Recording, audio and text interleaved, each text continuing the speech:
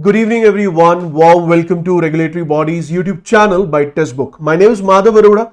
I welcome you all in the next session for your finance current affairs. And today, in this session, we will be discussing many important news which are going to be asked in your examination, not only in phase 2 but in phase 1 as well. I'm really very sorry for starting the session late. There was some technical issue because of which I was not able to go live and the session got delayed. But I guess now I am audible, visible, everything is fine, we are good to go. Just give me yes sir if everything is fine and we are supposed to start with the session. Good evening Yash, Anup, Sinde, Arif, Anuj, Pallu. Good evening Shweta. Good evening everyone. So I hope we are good to go. Let's begin the discussion, guys. Let's get started.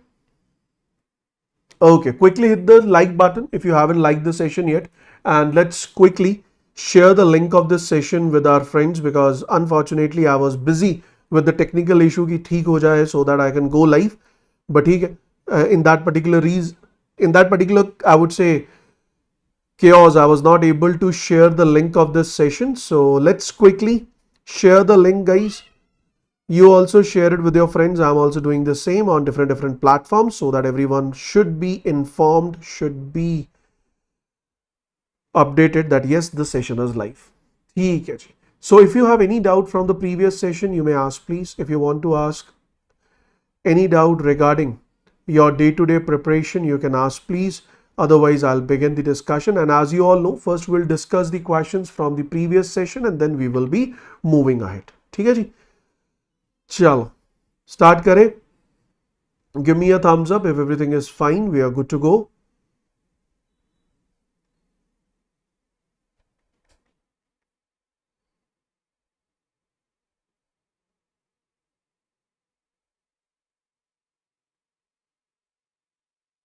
Guys, quickly give me a thumbs up if everything is fine so that we can start the discussion.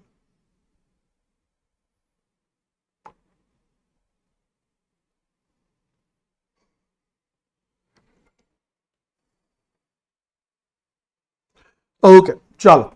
Here we go with the first question of the evening from the previous session. तो पिछले session से related पहला question ये रहा हमारी class का. With reference to the stages of RBI's regulatory sandbox, consider the following statements. The first point is the test design and integration phase is finalized solely by RBI without engagement of the applicants. क्या ये point ठीक है?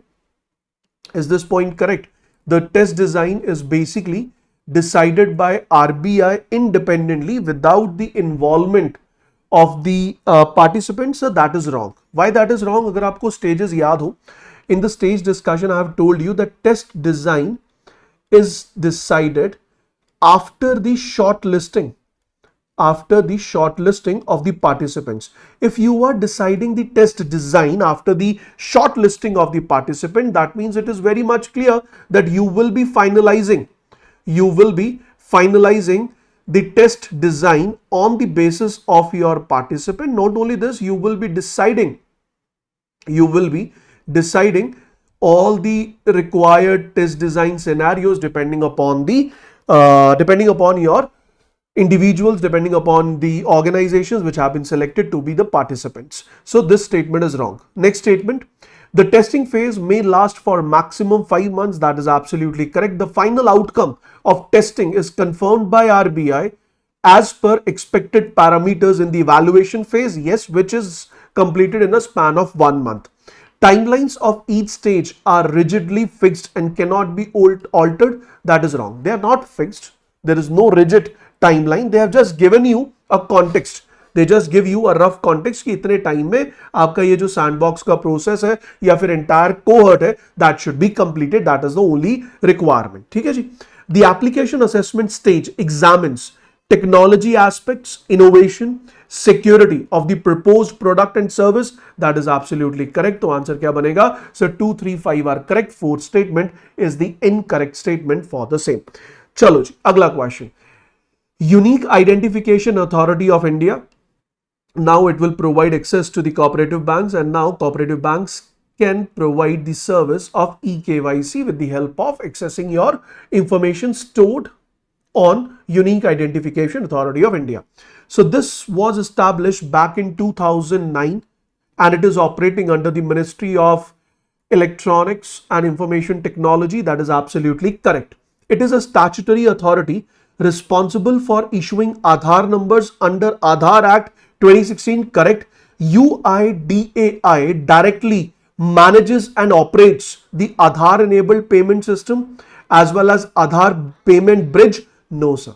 It is done by NPCI. UIDAI is only and only responsible for the management of Aadhaar. And on the basis of Aadhaar, you are enjoying the payment services that is accompanied or that is promoted or facilitated by NPCI. So third statement is wrong. The current CEO of UIDAI is Bhuvnesh Kumar. That is correct. The headquarters is in New Delhi. That is correct. So again, the answer is going to be A option. That is absolutely correct. Sindep, Yash, Pallu, Anuj have given the correct answers. Beautiful. Moving on to the next question, guys. The next question talks about the monetary policy. So what does this question says? Please pay attention, guys.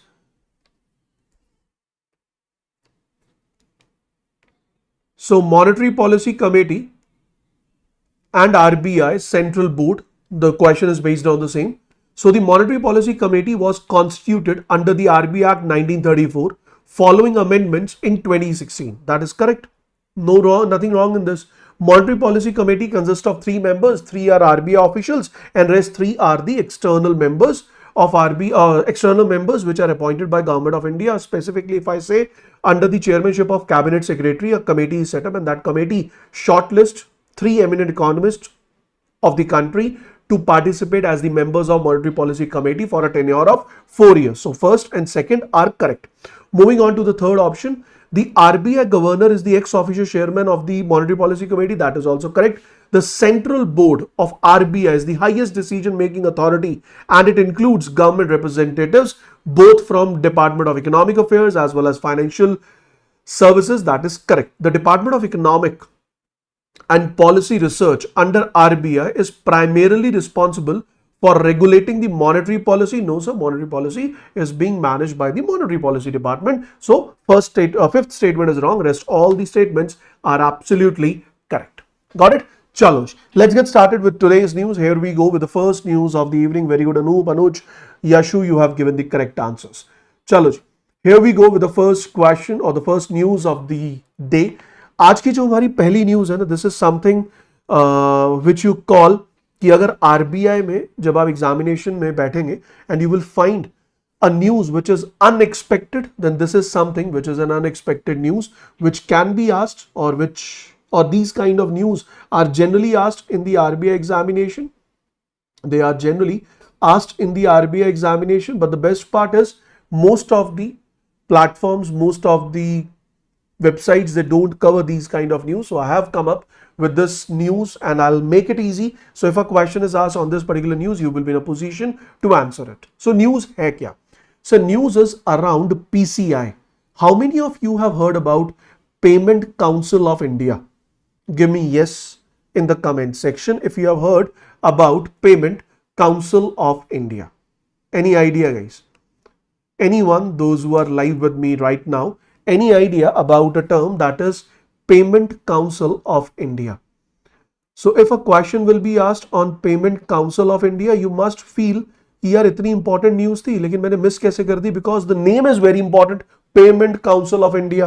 But most of the newspapers, most of the content, current affair contents which are covering or providing a number of contents on the webs on the internet, they don't cover these kind of technical news. But okay, no worries, if you are joining this session you will be in a position to answer this question in the examination. So ये news है क्या? Recently there is a news कि payment council of India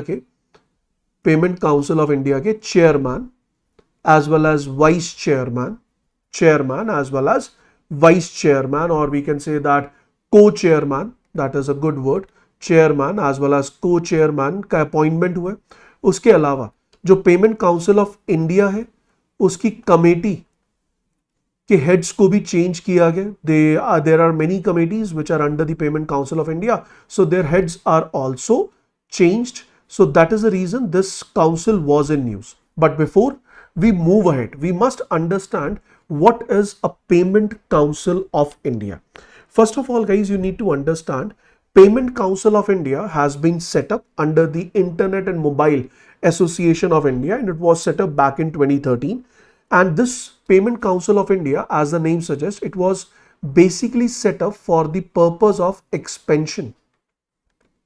For the purpose of expansion of digital payments in India. For the purpose of expansion of digital payments in India. Now the context is how this particular council is going to promote the digital payments in the country, how it is going to play a very important role. Then I would say PCI, it act as a self-regulatory. It act as a self-regulatory industry body, or it act as a self-regulatory organization. You can take it in this manner for India's digital payment ecosystem. For India's digital payment ecosystem. Its key role is to provide a platform for dialogue between industry players, regulators and government agencies. So इसका main काम क्या है?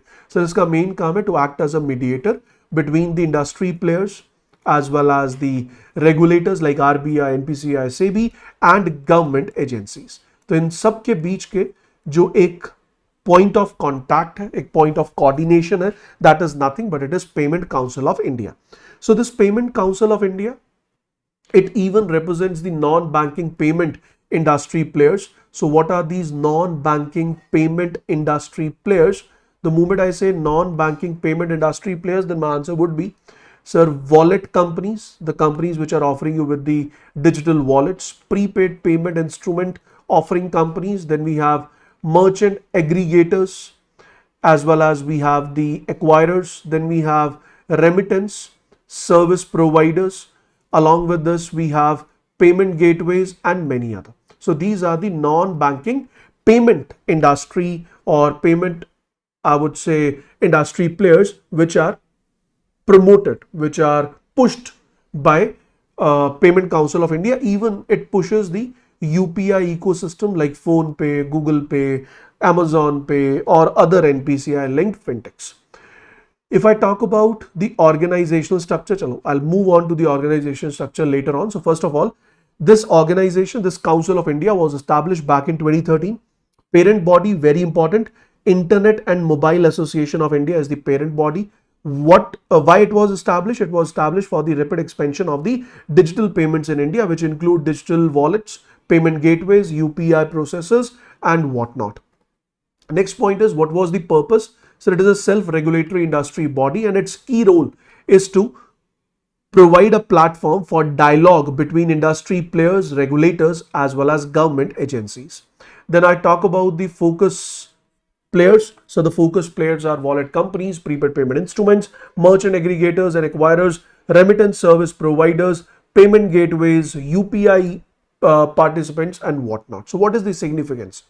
PCI ensures that non-bank fintech companies, often at forefront of innovation, they get equal representation in the policy making discussions with regulators traditionally focused on banks. तो इसमें बड़ा एक important point है कि PCI ने क्या किया?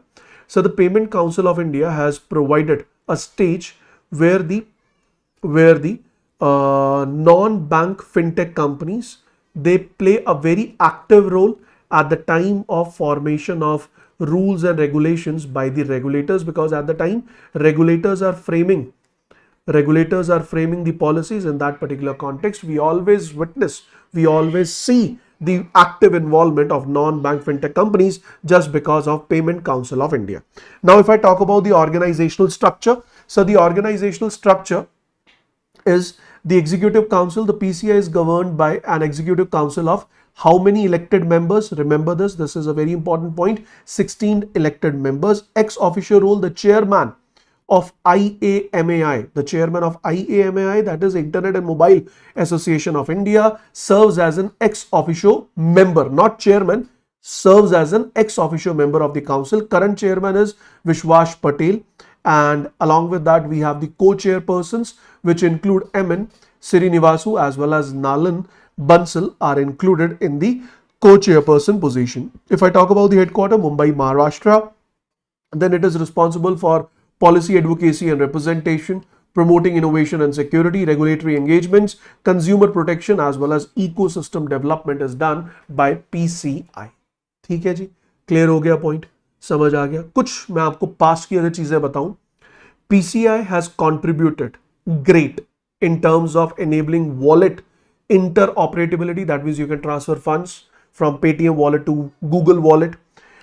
Input in the design and scaling of UPI, which was launched back in 2016. Rollout of Bharat Bill Payment System. India now leads the world in the real-time digital transactions with UPI contribution over 40% of the global real-time payments in 2024 and around 60% of the total payments in the country. So in future, PCI role is expected to play a very important role in cross-border UPI linkages, digital rupee integration, AI-driven payment solutions, as well as it will remain very crucial for achieving the targets of Digital India as well as financial inclusion goals. तो नाम याद रख लो, chairperson is Vishwas Patel, he is reappointed. Co-chairperson is MN Srinivasu, as well as Nalin Bansal are the co-chairpersons. So remember these names as well. So Vishwas Patel is reappointed for the third consecutive term, and these are the two individuals which you need to remember as a co-chairperson. There are certain committees which are under the PCI. You just read the name of these committees as well as their new heads. The name of new heads is not important. गलती से भी याद करने में मत जाना, बस पढ़ लेना ताकि आपको एक रफ आइडिया हो कि what this committee is all about and what is the focus area of this committee under PCI.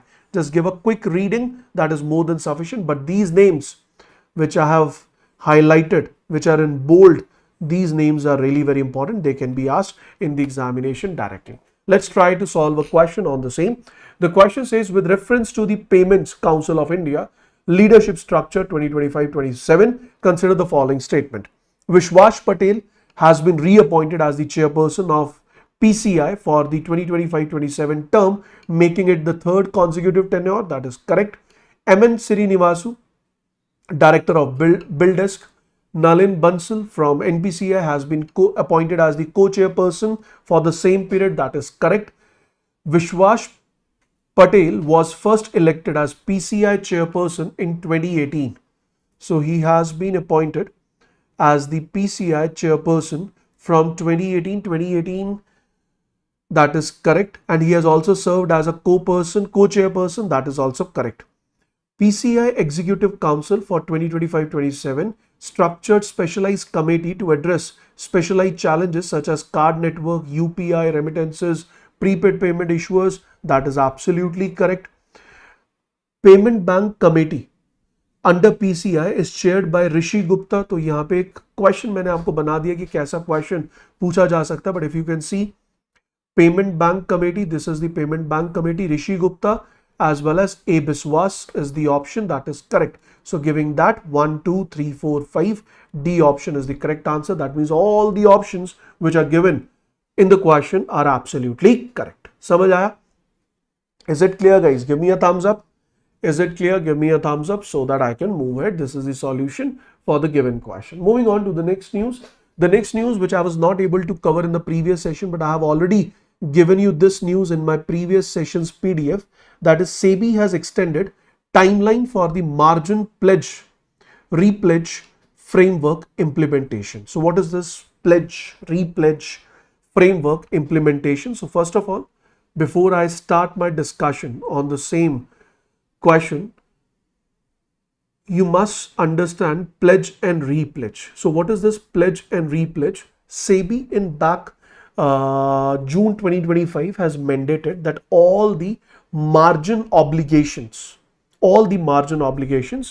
be fulfilled only through the depository system by the way of pledges or repledges, thereby ensuring the ownership of securities they remain with the client while they are only marked for margin purpose. तो ये point है क्या, पूरी story है क्या? मैं आपको पूरी स्टोरी सुनाता हूँ. जब भी कभी when you want to invest in the stock exchange, you want to invest in different instruments. In that particular scenario, if you are investing through a stock exchange that is allowed only after depositing a fixed amount of money, and against that fixed amount of money you will get a limit. Us limit tak you can invest, you can get into the trade up to that particular limit of funds. So that is basically known as the term we call that is the pledge, that is the margin money. So what is this margin money? So whenever this topic is asked margin money, you should come up with a very simple and straightforward answer that margin money are basically the funds. These are basically the funds which as an investor we give, as an investor, as a client, we give as a security, to the stock broker, so that stock broker can help us to make the transactions. And this amount which we have given, that is the margin money, and that margin money help us to pay our liabilities at the time of decrease or increase in value of the instrument in which we have invested. These are generally the derivatives which we do not purchase, and we are not going to make cash settlement also in the near future. We will be only settling down the profit or loss. So in order to settle down that profit or loss, this margin amount is required. So when you pledge a security for margin with your broker, now let's talk in another manner how this margin is used. Now let's suppose when you pledge your security with the broker. So if you are not pledging the funds, if you are not pledging the cash, then in that particular case, when you pledge your securities like shares, ETFs or bonds for margin with your broker, you do not transfer the actual ownership of those securities to the broker or exchange. Instead, they remain in your demat account under your name, but the depository simply mark it as pledged. समझ आई ये बात? तो margin word समझ आया. Margin के लिए या तो आपको कैश देना पड़ेगा, मान लो आपके पास कैश नहीं है. So what you did, you used your stock, you used your shares as a pledge, and the share is used as a security by the stockbroker, and stockbroker allows you up to a certain limit for which you can make the derivative oriented transactions. So in this particular case, the share against which you get this limit to enjoy, that limit is basically termed as margin, and that margin is created against the share. But rather than pledging this share or transferring the actual ownership of this share with the stockbrokers, your shares are in demat form, and these shares are stored in the demat account. These demat accounts are managed by the depository, so depository will mark it pledged.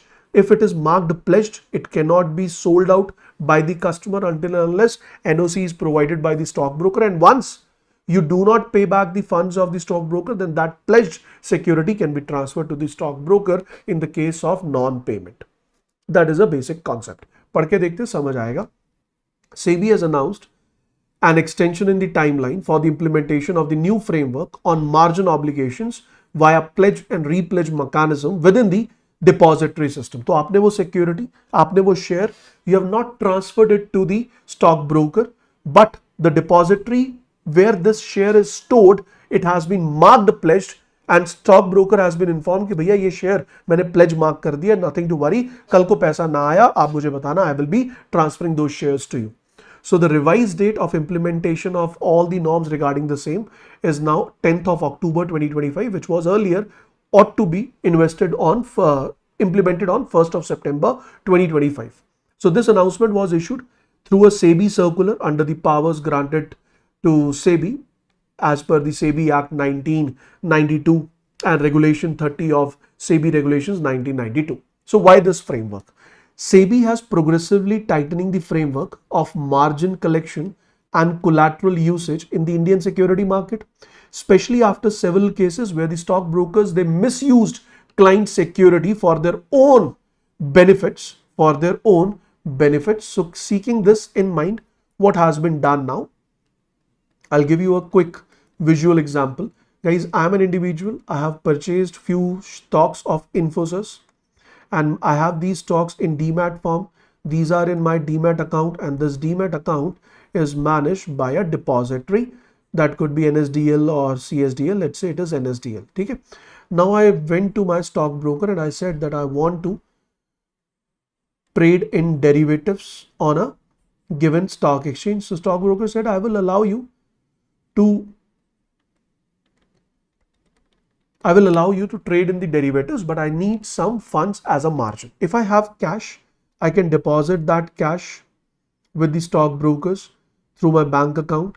And if I don't have cash in that particular case, what would I say? That I would say that कि भैया मेरे पास कुछ shares हैं. I'll ask my depository. That depository will transfer these shares to you.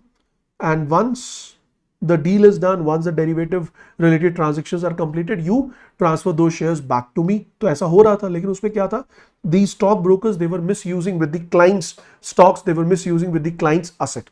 So it came up with a statement कि ये जो depository है, they will maintain the Infosys shares in my demat account only.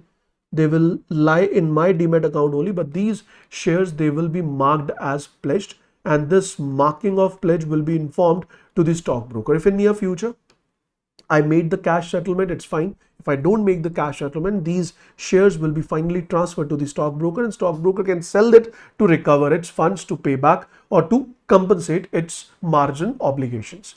So when an investor trades in equities or derivatives, broker demand margin, collateral that ensures settlement of the trades.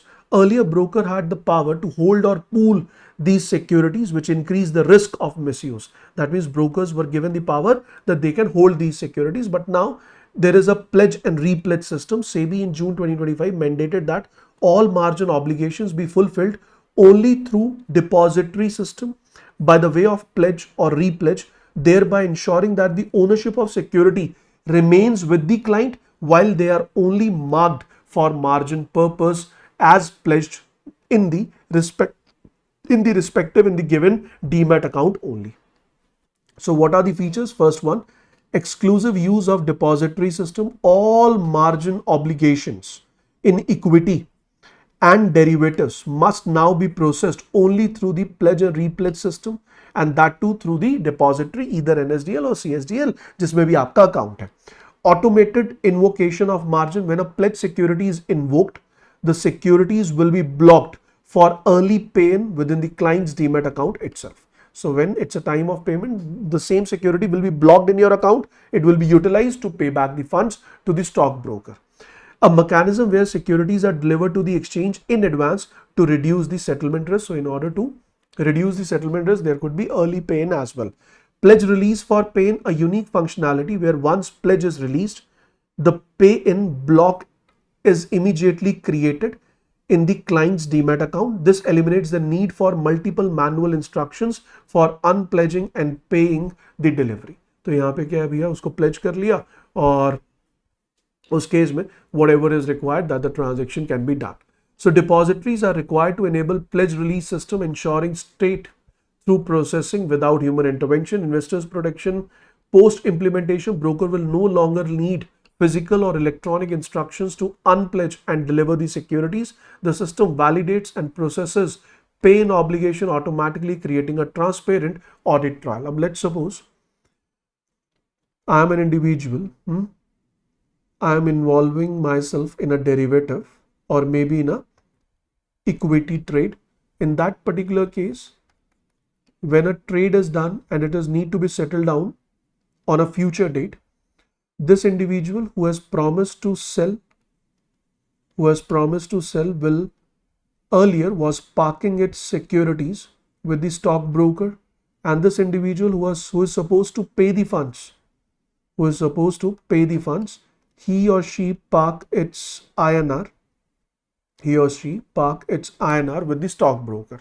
अब उसमें क्या था, एक chaos था, उस chaos को हटाने के लिए अब क्या कहा गया, whosoever is ready to sell, the security of that individual will be marked pledged, and this security will remain in the demat account of the individual, which is managed by a depository. Once the trade is complete or once the day of settlement has come, in that particular case, depository will unpledge this security, and once it is unpledged, it will be transferred through the stockbroker to the buyer. In this manner also, this scenario can be utilized. So it's a two-way side. So for investors, it will strengthen the protection by ownership of securities remain with the client, while the brokers only get the right to use them for margin. For market stability, it reduces risk of broker defaults and enhances investors' confidence. For regulatory oversights, it creates an automated auditable trail of every transaction, which will prevent any kind of scams which have been recorded earlier. For brokers, though operationally it will be challenging in the first end, but over the period of time it will be very soothing, it will be beneficial for all the parties involved. So we all know about SEBI, its headquarters is in Mumbai, Tuhin Kanta is its chairman.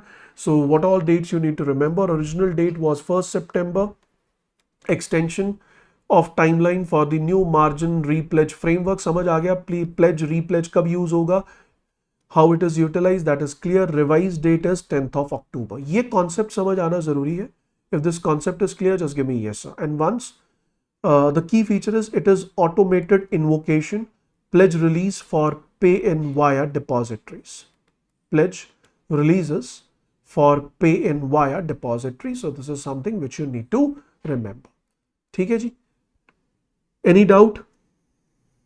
Any doubt? You may ask please, else I'll move ahead. No? No. So these are some of the latest updates with respect to SEBI. पढ़ लेना, आप ही के reference के लिए दिया है. T+1 settlement, UPI in IPOs से related जो update था, और investor protection right, that is ASBA application supported by blocked amount, that has also been discussed. Question is now on your screen. एक बार दे दीजिए.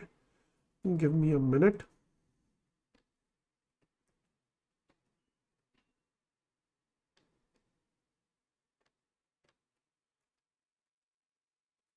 Here you go.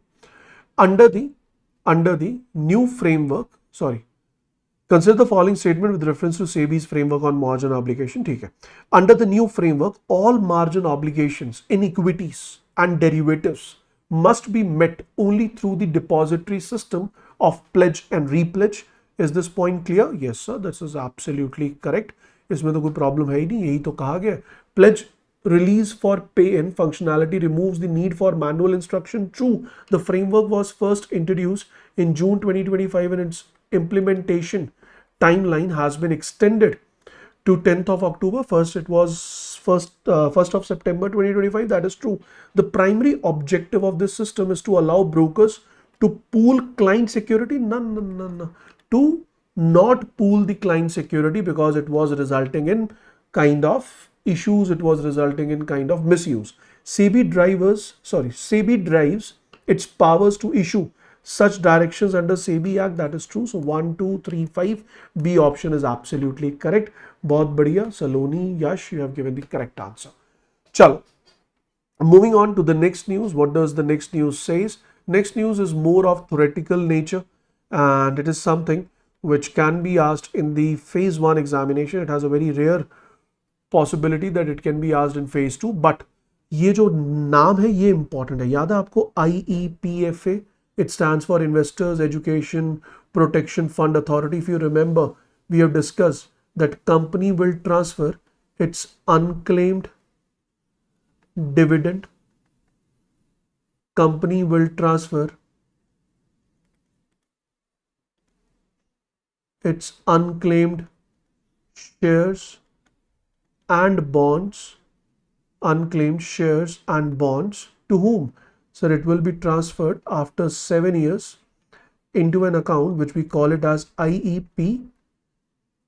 So recently there was a news that same practice will be followed by the public sector banks as well. The same practice which is already followed by the companies, the same practice related to unclaimed dividend, unclaimed shares and bonds will be followed by the public sector banks as well. ये हमने पढ़ा था. So Investor Education and Protection Fund, which is a statutory body under the Ministry of Corporate Affairs, inaugurated 3 Niveshak Seva Kendra in Hyderabad, Telangana, as well as in Telangana. So if I talk about the locations, 2 cities is the, if I talk about the locations, then it is in 2 cities. It is in 1 city, but the number of kendras which have been opened, that is Telangana, that is Hyderabad, Telangana, in which 3 offices have been opened. So these 3 offices or these 3 Seva Kendra has been opened in collaboration with different organizations like BSc, NSC as well as KFN. Timings will be 10 AM to 4 PM, but यहाँ पे मेरे लिए जो सबसे important है, 3 निवेशक केंद्र बनाए वो ठीक है, हैदराबाद में बनाए वो भी ठीक है, तेलंगाना में बनाए वो भी ठीक है. ये जो इनिशिएटिव है ये लिया गया in order to strengthen the reach of Niveshak Seva Kendra, जिसकी मदद से investors can get grievance redressal as well as the awareness infrastructure across the country, which will provide an timely and efficient services to the customer.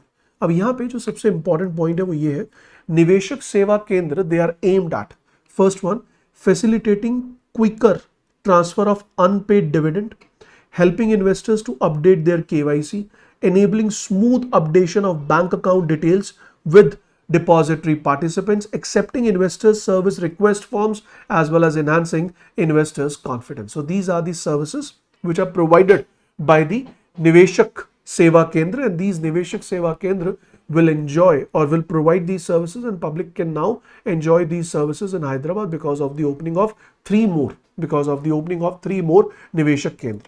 So the centers were launched in collaboration with SEBI, CSDL, NSDL, BSc, NSC as well as the other agencies. If I talk about IEPFA, we have already discussed it is operating under Companies Act 2013. Parent ministry is Ministry of Corporate Affairs. What are the important conditions on this? Protecting interest of the investors, promote investor education and awareness, and administrate the Investor Education and Protection Fund. 7 years or more, this is correct. No more need to discuss what are the functions. Refund of unclaimed dividends, shares debentures to the rightful investors if the request is raised. ऐसा नहीं जाके ढूंढेगा, लेकिन जैसे ही request raise होगी वो funds transfer किए जाएंगे to the individual who is rightful owner of the share, bond और the dividend. as well as it will conduct the financial literacy and awareness programs, and the organizations like SEBI, RBI, DI, PFRDA, they have been partnering with IEPFA for holistic investor protection. ठीक है जी. So I hope what is this unpaid dividend you know, depository participants you know, investor service request forms you know, and KYC you know. If not, I'll just explain these two. An agent of depositories that provides services to investors such as demat account opening and updating. So the one who provides you with the depository services, demat services, is known as depository participant. Investor service request standardized form which has been introduced by SEBI for investors to update KYC, PAN, nomination and bank details in their security portfolios. So these are the two things which you need to remember. कुछ current affairs थे इसके around, I have included that, एक बार आप पढ़ लेना, that will give you a great boost. Now let's try to solve a question around this. With reference to the Investors Education and Protection Fund Authority, recently opened Niveshak Seva Kendra, consider the following statement. IEPFA was established under Companies Act 1956. It functions under Ministry of Finance. Wrong. It do not function under the Ministry of Finance, rather it functions under Ministry of Corporate Affairs. Any dividend amount remaining unpaid or unclaimed in a company for 7 consecutive years is required to be transferred to IEPFA. That is true. The newly inaugurated Seva Kendras were launched in partnership with SEBI and all. That is correct. ISR form, investor service request forms, are standardized SEBI mandate forms, allow the investors to update KYC as well as their nomination detail. KYC as well as their nomination detail. That is true. Hyderabad NSK are located at KFin Technologies Limited, BSc Hyderabad office and National Stock Exchange of India office. That is also true. So answer is going to be C option. 2, 3, 4, 5 are correct. First statement is incorrect. Moving on to the last news of the day. Last news ज़्यादा समय नहीं लूँगा क्योंकि इस पे बहुत detail में चर्चा करेंगे और बहुत जल्द करेंगे. पॉइंट क्या है अगर आपको याद हो, when we talk about goods and service tax, GST was introduced after subsuming almost all the indirect taxes of center government as well as state government. They have been subsumed into a one tax which we call it as GST, which has been implemented in India since 1st of July 2017. Since 1st of July 2017. 70. Now in this case, you need to remember a few things. So GST was introduced at 4 slabs: 5%, 12%, 18%, and 28%. 28% is charged on the highly luxury goods, and 5% is charged on the basic need goods, and some of the items are even exempted. Some of the services are even exempted on which no GST is charged.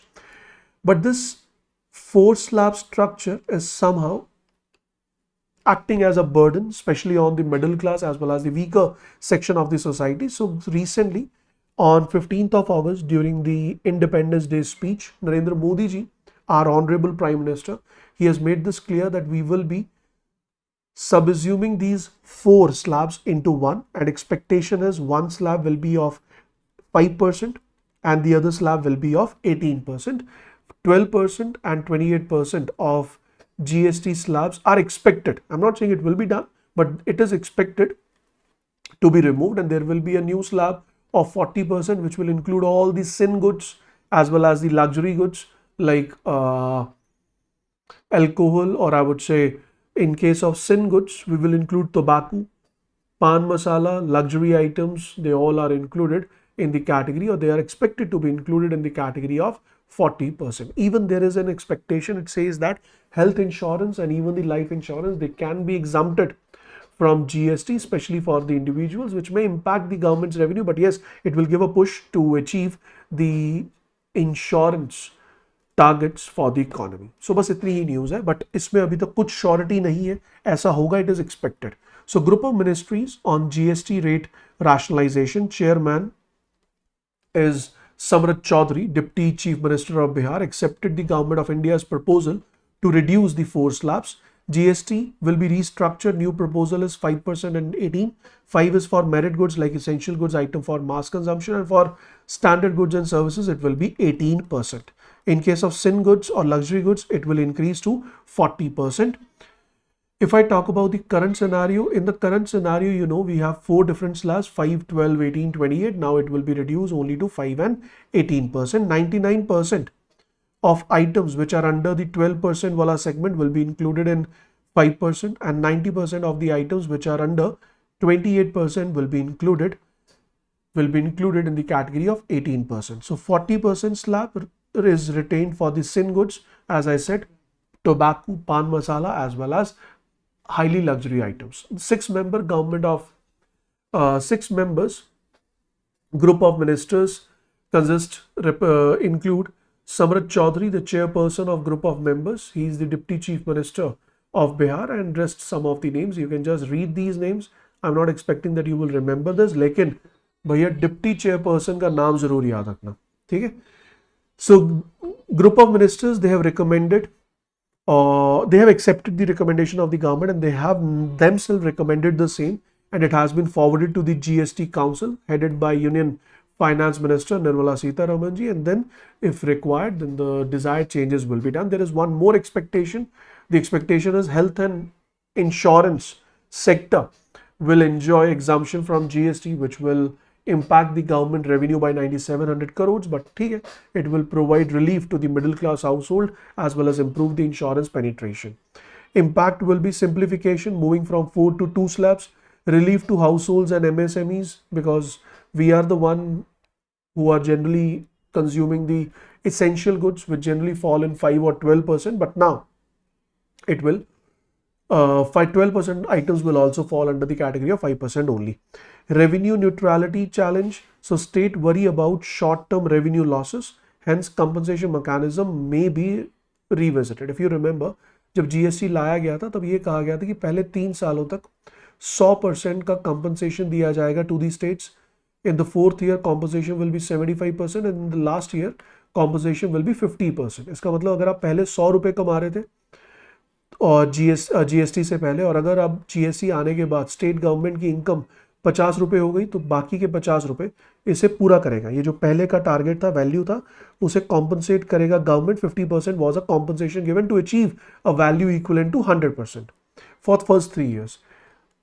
In the 4th year, if the government has earned 50, state government, then 25 will be given by center government as a compensation, so that 75% can be generated. If 100 is the fifth year and 40 rupees is already earned by the state government through GST, then 10 rupees was given as a compensation. तो ये same compensation इस बार भी expected है. अगर आप slabs को कम कर रहे हैं, state government का revenue कम होगा तो उस revenue को compensate करने के लिए center government will come in the picture. It is coming up in alignment with Gati Shakti as well as National Infrastructure Plan. A simplified GST is crucial for India's ease of doing business. तभी ये गति शक्ति plan और national infrastructure pipeline plans इनका कोई मतलब है, वरना अगर टैक्स का ही चोरी या टैक्स का ही इशू रहेगा, जीएसटी कॉम्प्लेक्स रहेगा, it will be impossible for traders all around the country to trade, or the manufacturers to sell their products outside their manufacturing states. So we all know what is GST. We all know that it was first proposed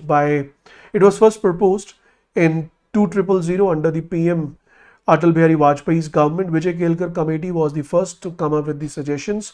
101st Constitution Amendment, 1st July 2017 implementation, first country to adopt, France, 1954. Currently 160 plus countries, they are applying single structure, single tax for multiple taxes or for multiple services and I would say services and issues. Only single tax is charged, that is GST. Got it guys? So current linkages, revenue trends की अगर मैं बात करूं, GST collection की अगर हम बात करते हैं, GST collection has crossed on average 1.7 lakh per month, 1.7 lakh crore per month. GST council debate ongoing disputes on the petroleum products under GST, online gaming, taxation, compensation cess to states. अब उसमें एक और प्रॉब्लम आ गई, वो क्या कि सर 4 से 2 स्लैब्स कर दो. ये एक नई प्रॉब्लम है जो कि अब जीएसटी काउंसिल के सामने आ गई. पहले ऑलरेडी पेट्रोलियम प्रोडक्ट्स को लेकर डिबेट चल रही है, ऑनलाइन गेमिंग पे अभी हाल ही में कुछ चेंजेस किए गए हैं as you all know, and compensation cess to the states is again in debate. अब उसमें ऐड होगा एक और. Countries with simplified GST structures like Singapore or New Zealand, they have higher compliance and lower litigation. India is moving towards the same direction. So these are some of the points which you need to remember. Question solve करके देखते हैं. The question says, group of ministers chaired by Samrat Chaudhary proposed reducing the existing 4-rate GST structure to 2-rate GST structure or 2-slab GST structure, 5% and 18%. That is correct. Group of ministers recommended that nearly 99% of items taxed at 12% would be shifted to 5% slab. That's true. As per the proposal, 40% GST will be charged on petroleum products. So petroleum products पे तो GST लगता ही नहीं है. Petroleum products are still charged the traditional taxes, VAT, excise and whatnot. Recommendation of group of ministers will be forwarded to the GST Council, which is chaired by Finance Minister. That is correct. Health and life insurance may witness exemption.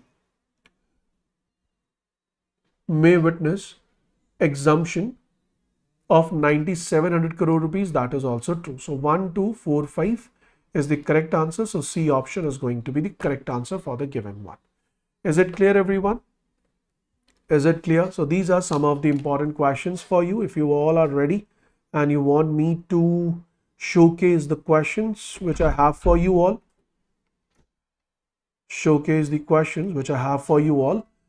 in the homework format, just give me yes sir.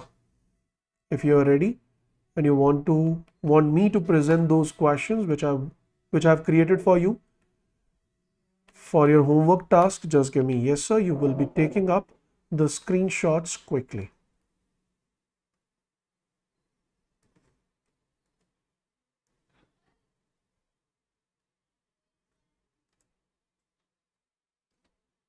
चलिए 1,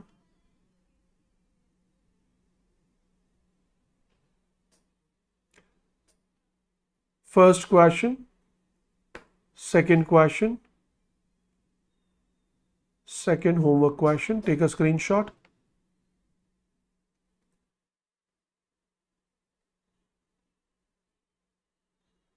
Third homework question.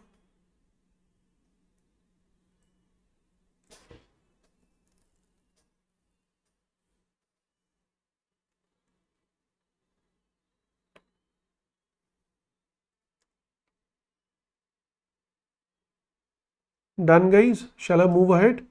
So first, second, third.